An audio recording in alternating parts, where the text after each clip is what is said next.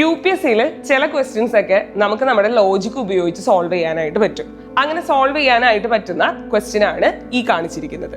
With reference to water on planet Earth, consider the following statements. The amount of water in rivers and lakes is more than the amount of ground water. അതായത് ഇവിടെ പറയുന്നത് റിവറിൽ കാണുന്ന വെള്ളം അല്ലെങ്കിൽ റിവേഴ്സിലും ലേക്സിലും കാണുന്ന വെള്ളം എന്ന് പറയുന്നത് ഗ്രൗണ്ട് വാട്ടറിനേക്കാളും കൂടുതൽ ആണ് എന്നാണ്. നിങ്ങളൊന്ന് ആലോചിച്ച് നോക്കിയേ, ഗ്രൗണ്ട് വാട്ടർ എന്ന് പറഞ്ഞാൽ എന്താണ്? ഭൂഗർഭജലം. അപ്പൊ നമുക്കറിയാവുന്ന കാര്യമാണ്, ഭൂമിക്കുള്ളിലൂടെ ഒഴുകുന്ന വെള്ളമാണ് ഗ്രൗണ്ട് വാട്ടർ. ഭൂമിയിലെ എല്ലാ സ്ഥലങ്ങളിലും ഗ്രൗണ്ട് വാട്ടർ ഉണ്ട് അല്ലെ. നമ്മുടെയൊക്കെ നാട്ടിൽ നോക്കി കഴിഞ്ഞാൽ കിണർ കുഴിച്ചു കഴിഞ്ഞാൽ ഒട്ടുമിക്ക സ്ഥലത്തുനിന്ന് വെള്ളം കിട്ടും. ഈ കിണർ കുഴിക്കുമ്പോൾ നമുക്ക് കിട്ടുന്ന വെള്ളം എന്ന് പറയുന്നത് ഗ്രൗണ്ട് വാട്ടറാണ്. ഭൂമിക്കിടയിൽ ഓൾമോസ്റ്റ് എല്ലാ സ്ഥലങ്ങളിലും ഈ വെള്ളമുണ്ട്.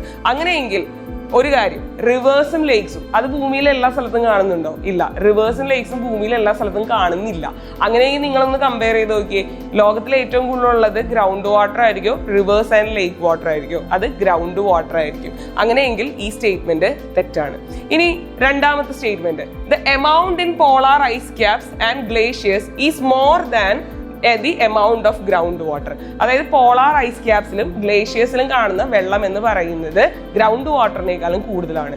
ഇപ്പൊ ക്ലൈമറ്റ് ചേഞ്ച് നടന്നുകൊണ്ടിരിക്കുകയാണ്. നമ്മൾ കേൾക്കുന്ന ഒരു കാര്യമാണ്, ക്ലൈമറ്റ് ചേഞ്ച് നടക്കുമ്പോൾ ഭൂമിയിലുള്ള എല്ലാ ഐസും ഗ്ലേഷ്യേഴ്സ് ഒക്കെ ഉരുകും. അങ്ങനെ ഉരുകി കഴിഞ്ഞാൽ ഭൂമി മുങ്ങിപ്പോകും എന്ന് നമ്മൾ കേൾക്കുന്നുണ്ട്.